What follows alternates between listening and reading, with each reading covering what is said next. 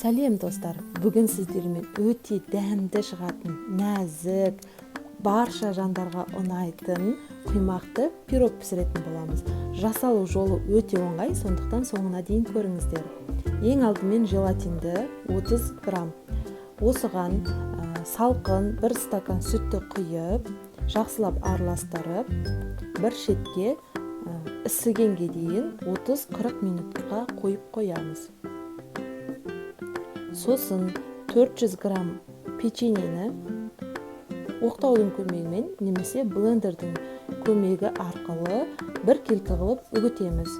Егер де блендер болмаса, оқтаумен жасай берсеңіздер болады.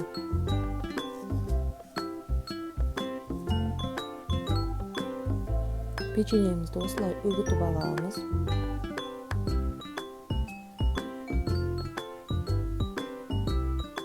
Енді осы печеньемізді бір ыдысқа салып, барлығын үстіне 150 грамм сары майды салып араластыратын боламыз. Сары майымыз барлық печеньеге біркелкі араласу қажет.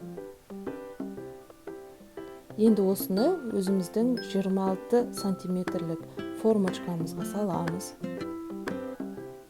Тегістеп, бетін барлығын біркелкі қыламыз.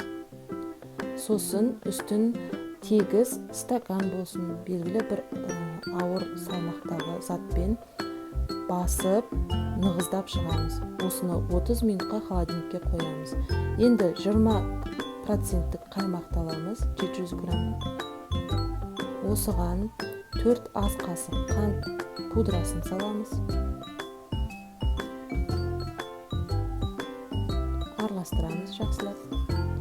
Сосын жаңағы желатинімізді көріп тұрсыздар. Осыны микроволновкада немесе отта жақсылап араластырып отыра ертіп аламыз.